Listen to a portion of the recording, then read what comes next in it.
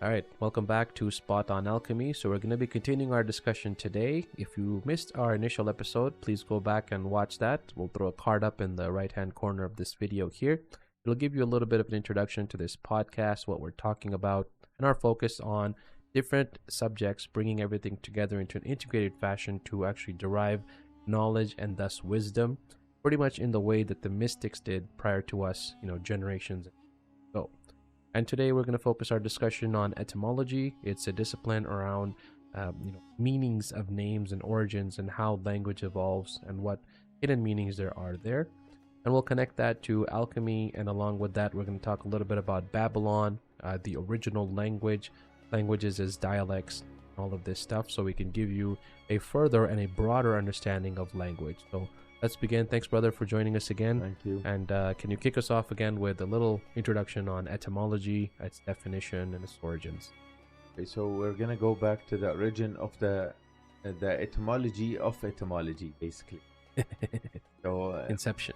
the beginning, the word consists of two words, which goes back to the Syriac origin of atum logi.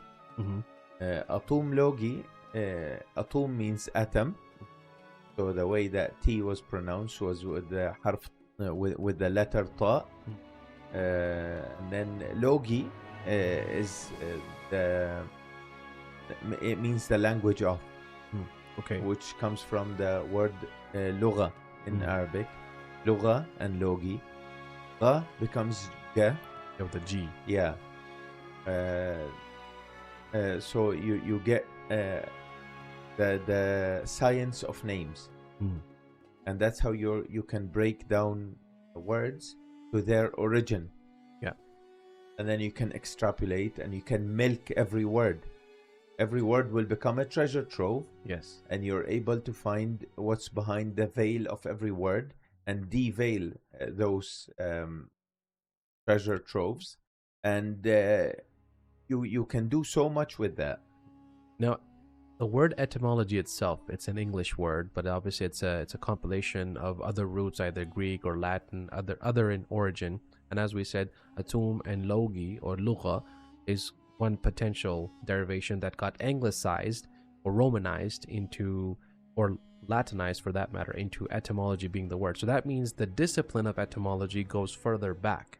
Do we have to the beginning of creation, and we do have that very obvious in the scripture, in the Quran, when God says علم آدم الأسماء كلها, and God taught Adam the names of everything. And even if you, so basically we want to drive home a point here in every episode that this is all wordplay. So we're playing with words. So there's no rules. Basically, when there is, you're putting pieces together, you're trying to build something. You're trying to extrapolate. You're trying to smell the scent of the origin through words. Right. Because everything that was left for us from prophets, messengers, and mystics is words and proverbs. Yeah. And even if we go back to the Quran, God says that origin was with word. Kun fayakun. So He says, basically everything began with a word. Yeah. And that's why, Jesus said, I am the word. Muhammad says, I am the city of knowledge. They all refer to the I am. They're not referring to themselves personally. So you have to think outside the box every time you read. And you need to change your perspective. And through this podcast, we're trying to let people change their perspective, how they look at words. And what is this I am? If they said, I am the word, I am the city of knowledge, who or what is this I am? So basically, if you think about it, there's only the I. There's only one I. My Is understanding, it I? Like your eye? so the I that sees everything, and the I that provides everything. So the I that belongs to God. There's only one entity that exists, and that is God. And the way that many mystics understand this is that you have to understand that you do not exist beside God. Only God exists, and we are shadows of God. So there's only one I, but you have a point of view that is unique to your experience, and that makes you unique yourself, and that makes that you have the creative tendency that was blown into you by the Creator, and it was a God-given right to you to basically come into this sandbox that's called the physicality, divine and build. Inspiration. Yeah, you. And in order for you to build, you do need to connect with the metaphysical and establish a connection, and that's the whole premise of prayer, which means salah, which comes from sila, which comes from the connection, to connect the tangible with the intangible, to bring from the metaphysical into the physical. That would be all sorts of things, be it inventions, be it poetry, be it any sort of art form. And that's why you do have 3 stages of being a Muslim. In Islam, you do have 3 stages of belief. So you have Islam, which is basically the beginning. To enter, you're a Muslim. So you surrender. Yeah. You surrender to the regiment. That's a declaration. That's a declaration. You do believe that there's only one God, yeah. but you don't know much yet.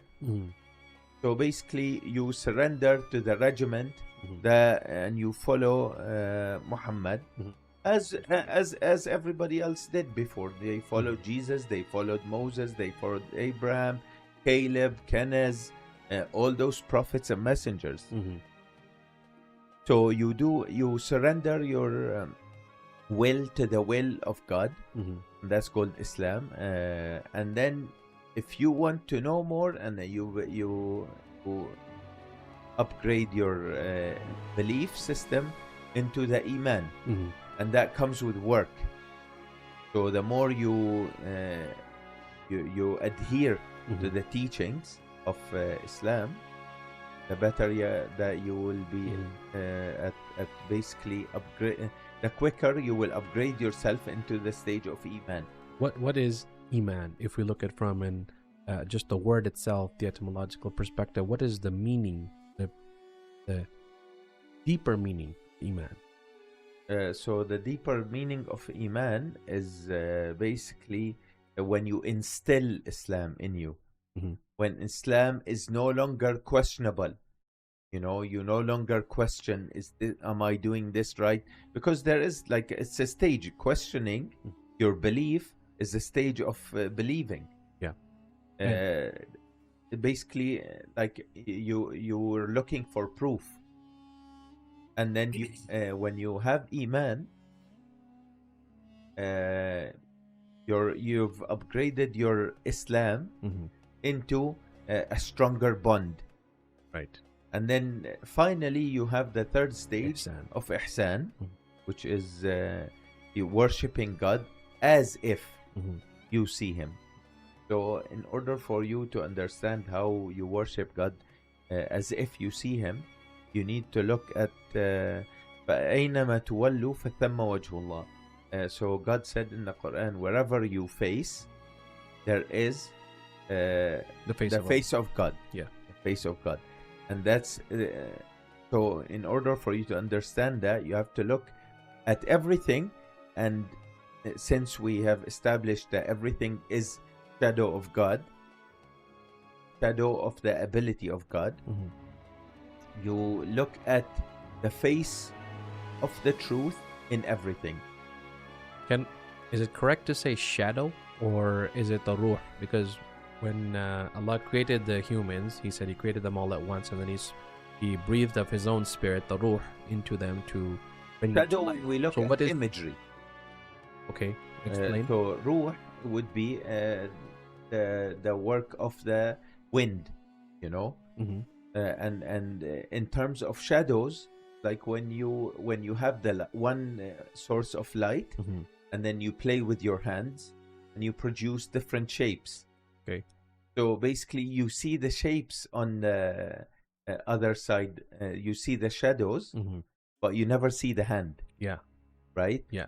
So the nur, the light, is the light of God, and the hands are the hands of the creator, and the shadows are produced by the us. creator. Yeah, right. Well, we are the shadows, yeah. a form. You are a form. Okay. And then basically the computer screen is another form. Mm-hmm. The wood is another form. Plants are other forms, so on and so forth. Right. We have so everybody is under the illusion of other creations. Okay. And it's very important. So even when you look at brain chemistry, we hallucinate our reality. Yeah. So it is a form Daydreaming. of hallucination. Daydreaming, for example. Yeah. Right. You do need certain chemicals to bring this familiar reality into your perspective, and that is sort of across the board for all humans, normal humans anyway. Yeah. Whenever you whenever anybody tampers with those chemicals and neurotransmitters, you have distortion of reality, and that is very abundant in all the testimonials that you can read from all those people who took psychedelics. Right. So if you're interested in that and how the psyche works, how brain works, you can read on the testimonials and the visionary states that they get into. So speaking of realities, when this reality came into being, going back to our topic of etymology for today, Allah says He created all of this with the word kun. So we go back to language and the spoken word. So what is there? Is there an original language? Yeah, absolutely. So basically, when we talk about the play on words, kun is in English. In English is be. And whenever you spell a word, what is it? When you go to a competition, it's called spelling bee. So basically, whenever you spell a word, you're casting a spell. Right. That's why it's magic. Creation is magic. And that's in a way we're trying to establish the way of extrapolating meaning and connecting things that are not very that seem obvious. Irrelevant, or disconnected, not very obvious. That's how you're able to come up with gold. That's how you're able to connect. So if we say then how do we explain the evolution of language and all of the different languages, Hebrew and Greek and all these other different branches? If there was one original language, how did it evolve or fragment rather into thousands of languages we have spoken today? People differ. What is the which language was the first language spoken? But the biggest proof that we're that there is God, in my opinion, is language. So if you look no further, like everything else, okay, evolution, you can work with that, you can do all this stuff, but developing language, and when you see comedy everywhere, when you see emotions in general, those drive you to basically think further. So people differ on the origin of language. Some people say it began in India, the oldest language. Some people say it's a Semitic language. It began with Mesopotamia, pre-Arabian, in Arabia itself. Okay. And there's the Nabatean language. Those are all dead languages right now. But in general, what we have stuck with us and what people have agreed upon in terms of scriptures are the majority of Earth anyway, is the Old Testament, the Torah, the New Testament, and the Final Testament, the Quran, which are all are Semitic languages. Semitic languages date back to Sam, the son of Noah. Yeah. So after the great flood came, as per the legend, came the son of Noah, Sam, and that's why we have the Levant. It's Sem, right? Not Sam. Sem. So it is. So I'm not sure. I know it's Sam. Yeah. Sam bin Nuh, which with an A. There's no Sam. Yeah. Sam would be poison. Right. Yeah. So it is Sam. Okay, I'll look that up, but let's continue our conversation. See what their names. Shem, Ham, and Japheth I was so gonna Shem- come to that. Yeah. Come to that. Why they call he is known as Sam, but really, in order for you to convert Arabic to Hebrew, you convert the sin into sheen, and then Sam becomes Sham, and Sham is the Levant, Damascus. Okay, yeah, son. So Shem. So Ham, that will be Jordan, Damascus, like Syria in general, and Palestine. Okay, so he was the one who then carried on the language post the flood, right? And that's why Semitic. So you've got the languages. Assyrian. Yeah. Assyrians, they spoke Syriac, the Syriac language. Yeah. And then you've got the Aramaic. From the Aramaic, you have the Phoenician language, as well as the Hebrew. Right. And then you have the Arabic, the classical Arabic. Yeah. That is spoken today, and they're all hyper connected. So you can reverse engineer every word, be it in Syriac or Aramaic or Hebrew, and use classical Arabic to decipher what any of those words mean. Okay. So if we continue our conversation about languages, how do we, when we approach etymology, is there a particular language that's useful? What about for only English speakers? Is that sufficient for them to start on this journey? In general, I always advise people to read more on etymology, increase their language ammo by learning new words and new languages. Learning new languages is extremely beneficial in expanding your consciousness. Right. In order for you to expand your consciousness, you do need an ankh, the proverbial ankh, which is also mentioned in the Quran. It's called Al-Fatiha, the opener. Yeah, the first That's why the chapter. Quran, the first chapter, begins with Al-Fatiha. This book is there to open your mind.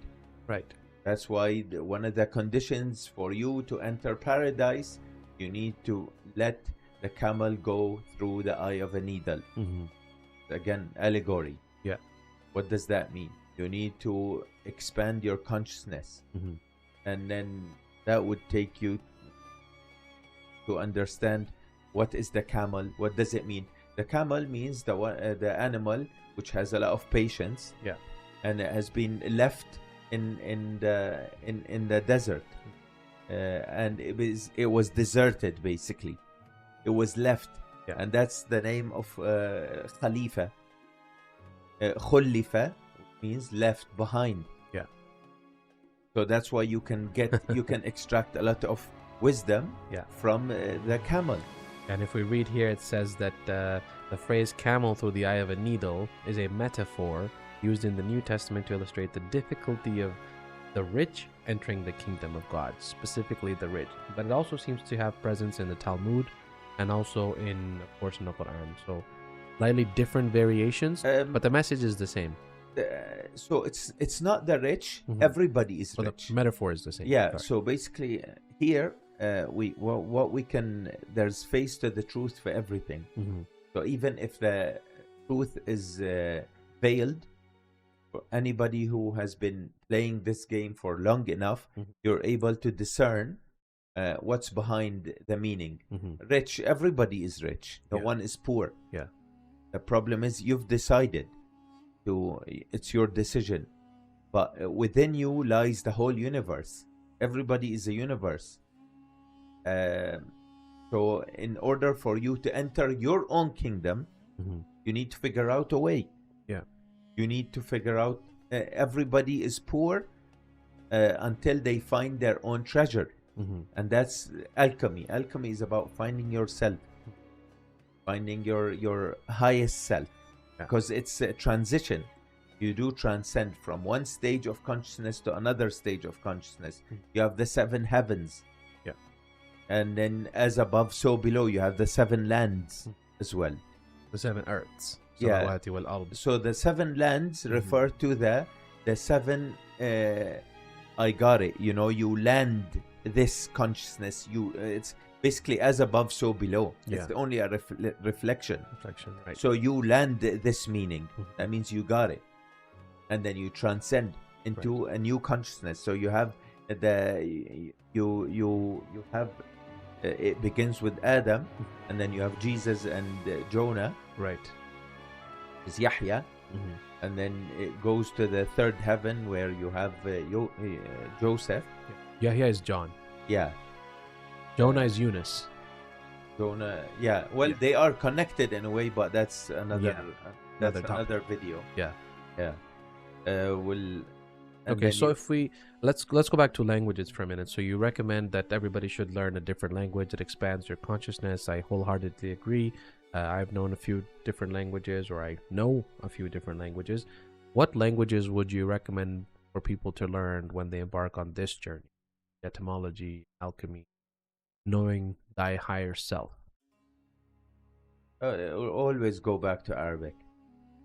Because Arabic is the only Semitic language that has been preserved, and the only language that will decipher any of the scriptures. Mm-hmm. It's the key.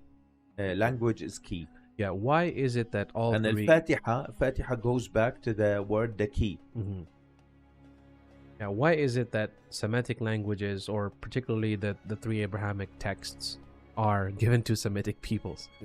The reason? Yeah, because they are Middle Earthians. Okay. So whenever you want to spread the message, you need to start from the middle. Mm-hmm. So they're able to go west, and they're able to go east. So it's God said in the Quran, وَكَذَلِكَ جَعَلْنَاكُمْ أُمَّةً وَسَطًا. We made you a middle nation. Yeah. So Middle Earthians is more like not Middle East. It's Middle Earth. Yeah. I would prefer the term Middle Earth. And it was literally the center of the trade routes, right? East to west and Yes. west to east. So Yes. whether from Europe and the western lands of the European subcontinent over to Asia, China, and the islands off the coast of Southeast Asia, it was they transited through what was known as Sham, right? What is modern day Syria today. Yeah, even the word about- Sham, there's And so Sham, much, Shem, again. secrets hidden within the same word. Mhm. So Shamma, it means he who smelled. Okay. Like Shamma Zahar means he smelled the flowers. And Sham is the smeller as well, Okay. which is connected to the dog, right? And we have Sure. the allegory of the cave, Mhm. where there are, the people who... The sleepers of the The cave. sleepers of the cave, where they went, and they do have the dog. Mhm. And that is connected to where? Connected to the Sphinx, who's missing what? A nose. Missing his nose. Haha. He's missing... What does nose take you to then? Yes. So knows take you to knowledge. Yeah. His knows, as in his what he knows. Yeah. So you're looking to redeem back your knowledge. The whole thing is based on a game. Yeah. Yeah, like religion, it's a regiment to make you understand why you're here. The rules of the game. Yeah, but people are stuck with the regiment. Yeah. That's the problem. There's deeper realities here at work, and it's very rewarding. So yeah, if you start to play this game, is extremely rewarding, because there is a trade between you and God. Okay, so tell us about. That's the whole point of creation. So tell us about then the importance and the role you highlighted on it briefly of religion, how it's been, what is the true meaning of it, and how it's been misunderstood or misconstrued. So everything has duality, right? So you have the good and the bad. You give everything its meaning. You substantiate everything. You give it, okay, what do I assign bad to? What do I assign good to? It's all perspective. Yeah. So, okay, like Satan, God. Okay, what is the difference? It's basically hot and cold. Like you're either closer or you're further. Shaitan comes from shatana, and he got further. And God is good. Yeah. When you become closer to source. That's why religion, what does it do? It gives you basically a regiment to follow in order for you not to get stuck in vices. Because those vices are, if you do get stuck in one of those vices, which are desires, you'll miss the point, and then you lose the game. Yeah. And there's so much at stake. Is there some link with the fact that there's 7 vices, 7 heavens, 7 earths? Well, you need to, absolutely. It's always about the 7, right? Yeah. Why 7? Why 7 vices? Well, you have to go back to the word, the saba'. Saba' means 7, but saba' also means lion. Okay. So and shabba'a, it means to fulfill, to saturate. So once you start to play this game, you'll be satiated. So with those vices, you'll always be yearning for more. You'll always be hungry. Your soul will always be looking for something, because it has not been it's not been activated. It's not been given the soul food, you know? Yeah. That is meant for it. So that's why you numb yourself with those sins. And alcohols. And all those sins are numbing, you know? And at the end, you waste your time, like the allegory of the cave, when, you know, those people that enter the cave and they're given certain time to get the treasure and come out. And one guy goes and he sleeps, he eats, he enjoys himself at the cave. He says, oh, I have some time, right? And just before they know it, they say, okay, you have to leave the cave right now. And then he leaves empty-handed.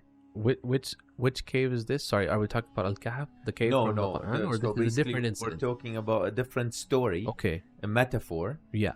Whereby a person is given time to enter a cave of treasures. And then he sees in the cave. This sounds very much like Aladdin and the made-up Disney story, or the origins of that story, perhaps. Aladdin is about the lantern. We'll come to that later. Okay. Yeah, there's also a lot of wisdom to be extracted. Okay. In general, you have to look at every single story and say, what is God trying to tell me from this story? Yep. This is personal. Everything you hear is personal to you. Everything you see is personal to you. But you have to transcend the lower resonance into higher resonance. You have to understand what's the face of the truth. Face of the truth is the highest stage of consciousness. That's why something may look low resonance, But if you extract wisdom from it, no matter how horrible it is, you can come with a lot of beauty from the midst of horrifying things even to you. So how do you substantiate every single experience you see?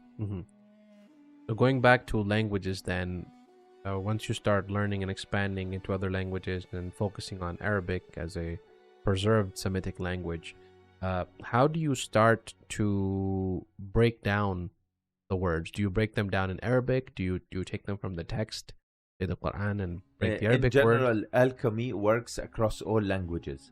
Okay. What I have seen is, and you can mix and match. The whole thing is mix and match. You know, it's basically you can extract so much by even mixing two languages that are completely different. Yeah. Like Spanish and Arabic, Spanish and English, English and Arabic. Those are all interchangeable. You can mix and come up with so much value. Yeah, because there is, you know, undoubtedly with human movement throughout the planet, they didn't just trade goods. They also traded words and languages. So there's always, that's why we find influences. For example, Sicilian has a lot of influence, or Maltese, for example, very, very heavy influence from Arabic. And you'll find Malayalam, which is a language in southern India in the state of Kerala, right? They have very, very heavy influence and inspiration from the Arabic language, right?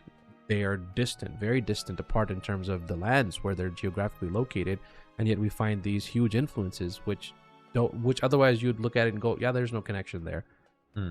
So that there's makes always sense. connection, because there's basically you're looking at one archetype, the human archetype, the first one that was created. Adam.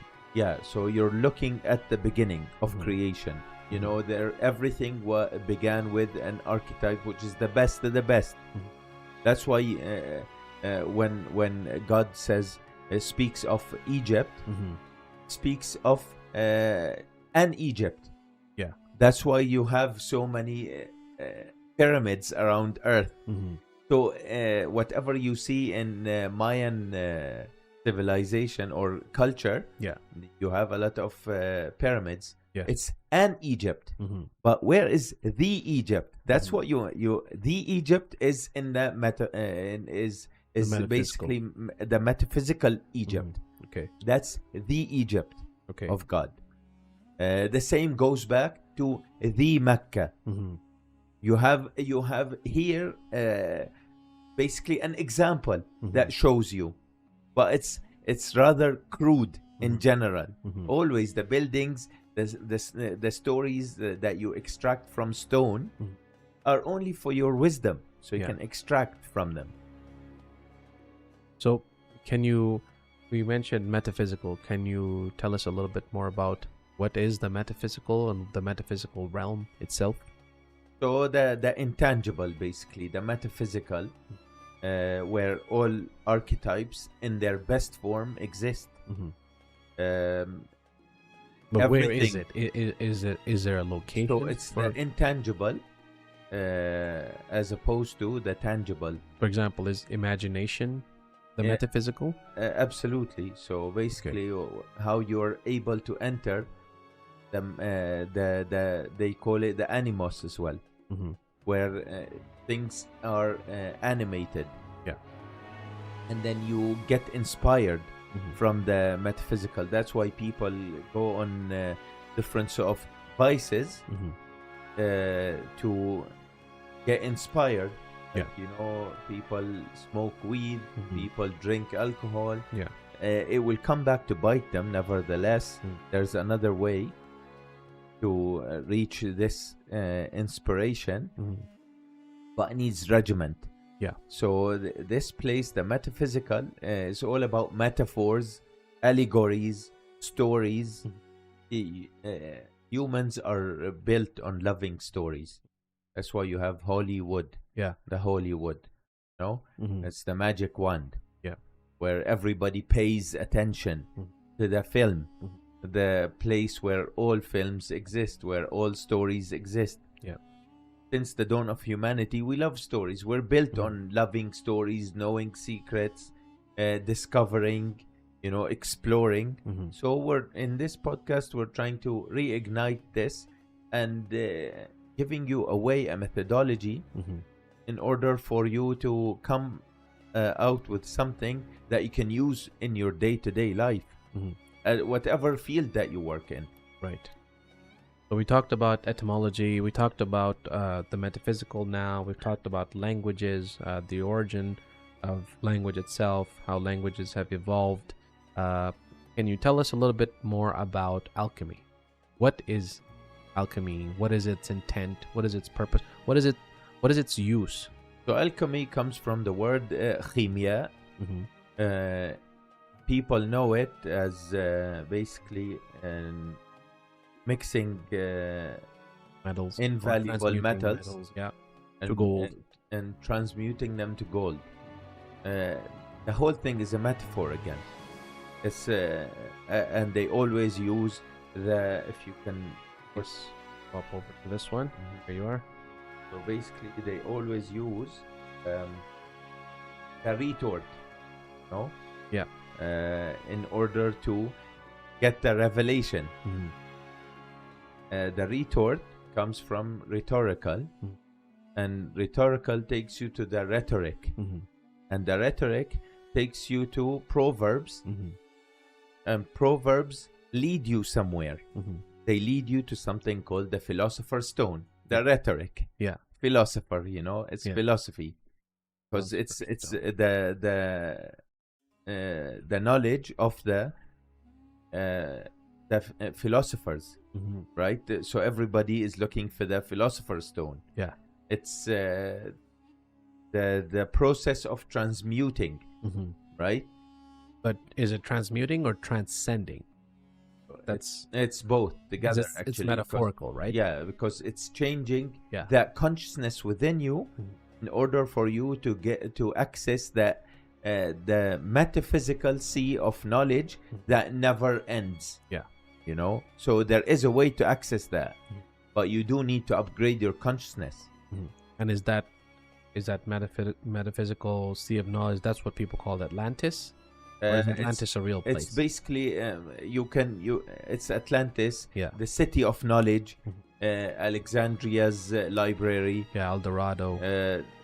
Basically the city where you have utopia, where everything exists in its best form. Again, it goes back to the archetype.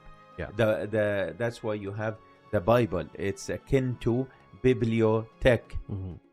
So the Bible is it's a technique for you to reach the city of knowledge, and then you eventually, once you do that, you become from the Gnostics.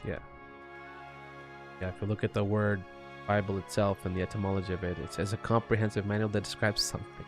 What is something?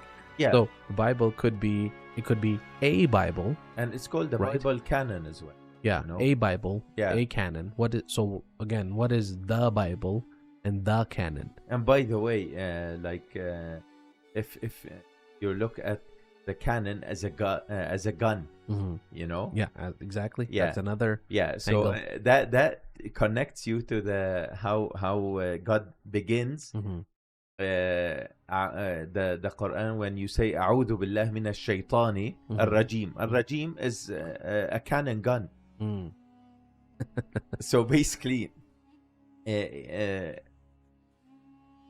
the story, it goes that Satan and Adam were expelled, gunned out of heaven, shot out with a cannon. Shot out, literally shot out with a cannon. Yes. The whole thing has a lot of. You have to think always from a comedic perspective. Where does that take you?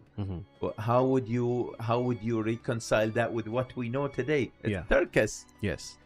The whole thing is theater. And people say this is a game. It's a virtual reality. You hear that often.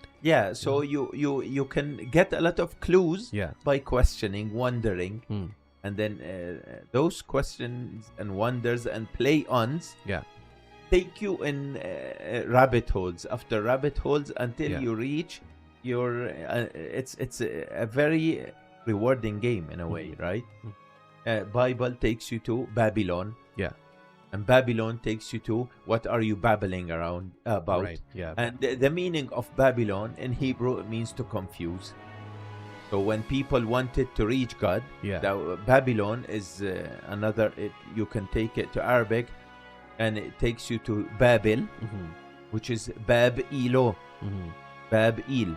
Bab-il means the door of God. Okay. So in order for you to reach the door of the all-knowing, you need to build Babylon. That is a metaphysical building that you need to build yourself. Yeah. And you need to go through every so if you can look enlarge that. So the Tower of Babel here says it's a myth and a parable in the book of Genesis meant to explain the existence of different languages and cultures. Exactly. So people wanted to reach God, but then God made it difficult on them by differentiating their tongues. So eventually many people got frustrated and left this pursuit.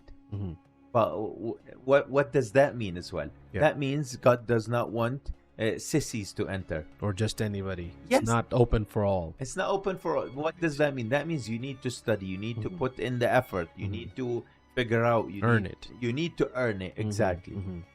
But to be deserving. If you can enlarge the picture.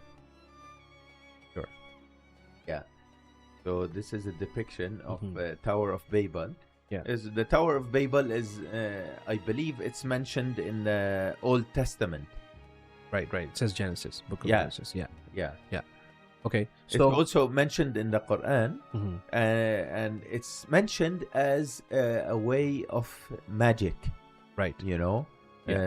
So according to the Quran, it says, وما كفر سليمان ولكن الشياطين كفروا إذ يعلمون الناس السحر ببابل هاروت وماروت.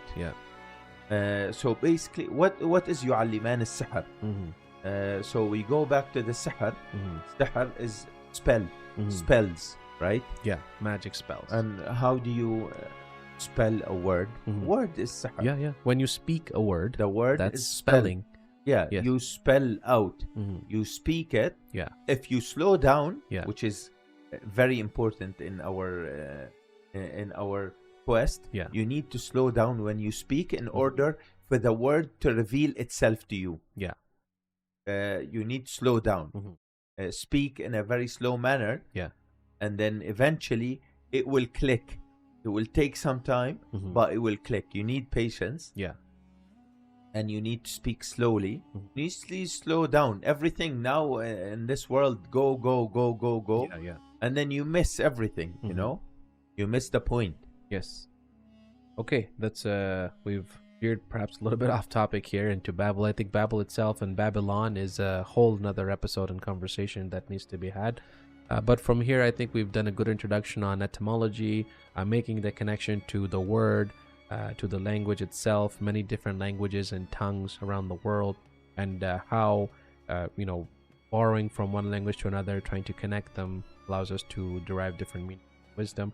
What is our next direction from here, brother? Where do we go? What's our we need to extrapolate a bit, expand further on the Babylon, and how do we use it, because this is the whole point of this podcast is how to use languages to reach that city of knowledge, to reach that city of knowledge within you, right?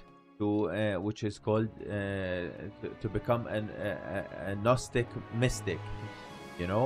What are the tools? Yeah. How do we do it? Show me the way, basically. Yeah, show me the way. Yeah. So we're trying to show the way. Yes. And we're hoping that along this journey, we get to learn as well. Yeah, absolutely. It's a reciprocal sort of process, and we're hoping as we teach, we learn. Yes. Okay, great. All right, thank you, brother, for that introduction and deep dive into etymology. We'll continue with this discussion into Babylon, and languages in the next episode. So thanks very much to everybody for watching. If you missed the introduction, please go and check out the initial episode, which lays out our vision for this podcast and the topics and how we're going to be discussing. And yeah, we'll see you in the next episode. Thank you very much.